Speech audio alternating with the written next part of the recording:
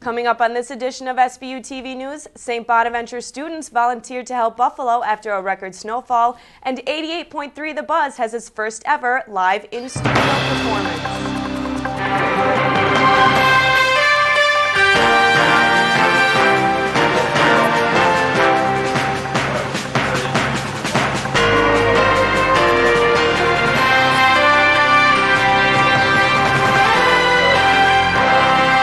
Welcome to Sbu TV News. I'm Colleen Hannon. And I'm Al Harris.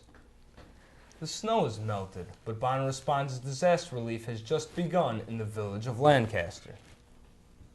The Bonaventure community is working to clean up Buffalo one tree branch at a time. Approximately 60 students and alumni gave up their Sunday to clean up disaster-stricken neighborhoods. Senior citizens and alumni alike were helped. You know, a little work goes a long way, you know? Like a 2-day project that could have taken someone, with all these people out here, just took 2 hours. I helped out in March down in New Orleans, and I think it's great what Jim Mahar and a lot of people at Bonaventure have put together, so I really want to help out. Sophomore Patrick Brutus explains why he joined Bona Responds. Bona Responds is something I really wanted to get involved in and help out others in the community. The snowstorm that hit the Buffalo area left homes without power for as much as a week. The snow came down and a tree branch hit the wire and took the pole with it. So we've been kind of without power and wires since then. We've got beautiful old trees, and unfortunately now they're all in our yard. So we really needed help, and we're all slowly getting our power back on. Bona Responds is helping clean yards at local houses. Members of the community are grateful for their help with disaster relief. Thank you very much. I appreciate it. Thank you. It really means a lot to everybody in Lancaster that everybody's coming out and helping. Bona Responds will continue to lend a helping hand to storm victims. We are definitely going back next week on the 29th. Let everyone know. For Sbu TV, I'm Maggie Delmore. If you would like to help, email Bona Responds at sbu.edu. The lung cancer rate in Cattaraugus County is high compared to the rest of the state. Public health educator Deb Nichols spoke about possible exposure to cancer-causing agents in the workplace. The Public Employee Safety and Health Bureau of the New York State Department of Labor is responsible for providing occupational safety and health protection to public sector employees at the state and local level. Terry Ardent, a Cattaraugus County safety engineer, said recent concern in the county has been chromium exposure. Lung cancer has been observed in workers who are exposed to it. The Occupational Safety and Health Administration has set chromium exposure limits, which are accessible on OSHA's website, www.osha.gov. Many St. Bonaventure housekeepers is around. It's partly because many have quit in the past few months. The university has posted flyers around campus advertising the need for full and part-time custodians. The starting pay is from $6.77 to $7 per hour, hovering near the lowest rate anyone can be paid in New York State. We've learned that an employee of 20 years recently was earning about $10 an hour when he quit. Job duties include bathroom cleaning, sweeping, mopping, dusting, vacuuming, waxing, and scrubbing floors, just to mention a few. Applications are to be made out to the Office of Human Resources, room 228 in Hopkins Hall. Thinking about making a jack-o'-lantern? Kevin Rooney carves up the story. You need to pick a pumpkin. Tips for carving a pumpkin say that you should choose a pumpkin that's nice and firm and has a nice orange, bright skin. If you're going to do a pumpkin that's a happy face, you should choose a nice round pumpkin. If you're going to do a spooky face, you should do a nice long-faced pumpkin or oval shape. Or if you're going to do a nice, funny pumpkin, it should be big and round. I'm going to be doing a happy pumpkin, so I chose this big, round pumpkin. So I'm going to take this one and let's get carving. Okay, now that we're back here, it's time to start carving the pumpkin. Now the first step to carving your pumpkin is going to be a big knife with a lot of serrated edges to get the top off. Okay, now that our top's off, you want to get rid of this stuff hanging here on the top. So you just cut it right off. Now this is where everything gets a little messy. We'll set that down to the side. Now I recommend a big scooping spoon. So just take your spoon and just start scrape in the sides in there. Make sure you get all the insides out, all the seeds and everything.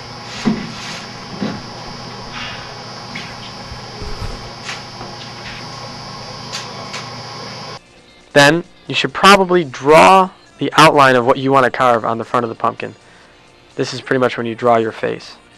After your drawing's done, start cutting.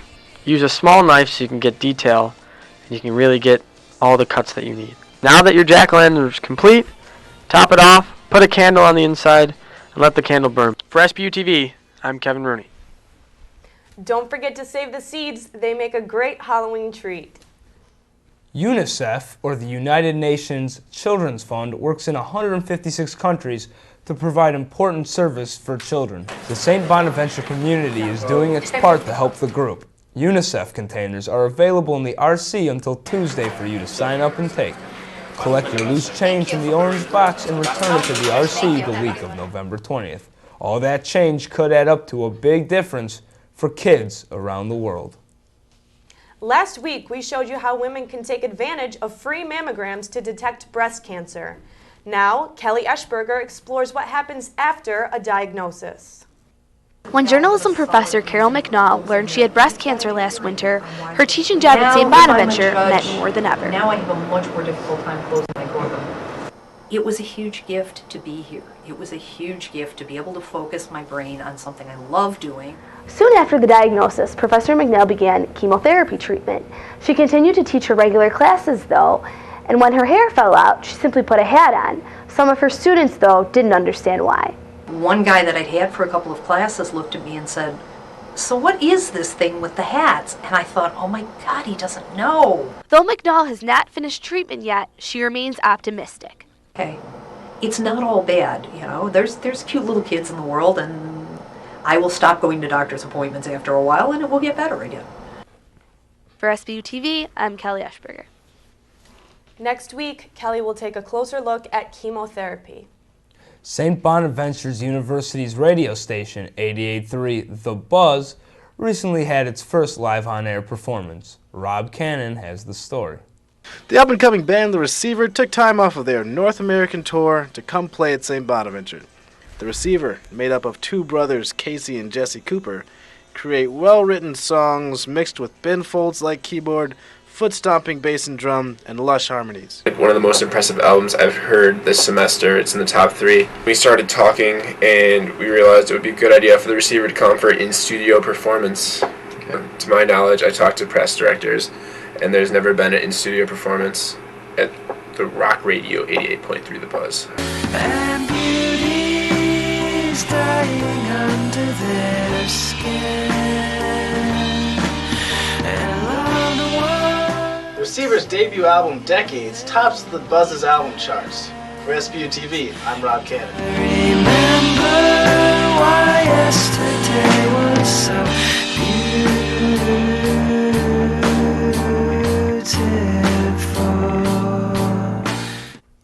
For more information on The Receiver, you can log on to www.thereceiverband.com. Students can voice their opinion on the new dining services via an electronic survey. Mike Spong has more. With the click of a mouse and 5 minutes to spare, students can voice their opinion on the dining experience at St. Bonaventure University. Bonaventure's food service provider, Aramark, hires a company to conduct a survey on each of their college campuses, targeting students, faculty, and staff about the university's food service operations. The purpose of it is to just gather candid student feedback and faculty staff as well, basically any population on campus, as to what they like, don't like about the programs we're offering. The results won't be known until December. He said the comment cards are reviewed and the content is taken into consideration. Hibshman said changes are made between semesters. We do this every fall and every spring, and we use the fall results to impact changes for the spring semester when the students return after holiday break, and then the spring results we use over the summer to enhance the program by the time the students return in the fall. Many colleges and universities are undergoing similar surveys. Hibshman said there's a difference between a city campus and a rural campus. If the the student can walk off the campus and go just a few blocks away and have everything they want, it gets very challenging. Nutrition, hours of operation, staff, and service are all important to making the university dining experience a success. It's proven to shown within the industry that our employees and the hospitality and the environment in which the food is served has a huge impact on things. Approximately 300 responses were received, and Hibshman said the survey and comment cards are a way for students to say if they like or dislike something about the dining experience. It's hugely important that if students want their voice to be heard, this is a great vehicle to do that. For Sbu TV, I'm Mike Spong. Aramark will receive the results in December, and modifications will be made over winter break. Up next, Kathleen Donnelly joins us with sports. St. Bonaventure helped me reach my dreams. My name is Ray D. I graduated with a BS in economics in 1964. Bonaventure gave me an awful lot of self-confidence. It gave me an education, allowed me to be very successful in my business life. Once you've been here, once you've been a part of this university, you're always a part of it. And you do feel there is a need to give back and hope that other people will have the same experience that I have. Get a life worth sharing. Welcome back. Kathleen Donnelly joins us with sports. Kathleen? Thanks, Colleen. Men on the women's basketball team? At St. Bonaventure, the women have it all over the men who are their scrimmage partners. Mark Buscaglia has the story. For the past 2 years, men on campus have put together a practice squad to compete against the women. They compete all right, but they don't win. Their goal is to help the Bonnies prepare for their upcoming season. They're strong, they're tall, and we know that if we can play hard against them and do good things against them, that we can do good things against anyone. Sophomore Eric Carlson, a scrimmage player for the men's side, gave us his reaction to the game. We went in there, played hard. They're a good team. They've gotten a lot better. They've progressively gotten a lot better and quickly. So I'm looking to see some good things from the women this year. Yeah. With the loss of leading point scorer Stephanie Collins this year, the Bonnies will rally around returning players in addition to some newcomers. We certainly are excited about what our new kids can do. All three we feel are going to be able to help us, and we feel that all of our returners have improved their games and improved their mental strength to be ready to do more this year as well. Coach Crowley is pleased with the team's effort, but he says the team still needs to maintain its focus. Our biggest thing right now is just to develop some more consistency. We did some good things last year, but we did them on and off, and it's just to have a consistency of concentration, to make sure we make that layup or that free throw or that defensive slide. For Sbu TV, I'm Mark Buscaglia. The Bonnies opened with an exhibition game at the Rally Center against Mercyhurst November 4th at 2 p.m. Recently, senior Alejandro Neri and sophomore Jonathan Luce competed at the Men's Regional Tennis Championship at Penn University. The Bonnies doubles team of Neri and Luce won its first match of the tournament against the number 7 seed Virginia Tech. The pair eventually fell to Columbia in round 16 of the tournament on Sunday, but they were happy for the competition. An exciting match against St. Joe's, and it was a good feeling going to the next round. Luce was pleased with the practice they had prior to the tournament, despite Alex's recent injury. For about 2 weeks together playing doubles, and we were ready. The Wilson ITA Championship brings the Bonnies' fall season to a close. They will return to action in January at Virginia Tech in Blacksburg, Virginia.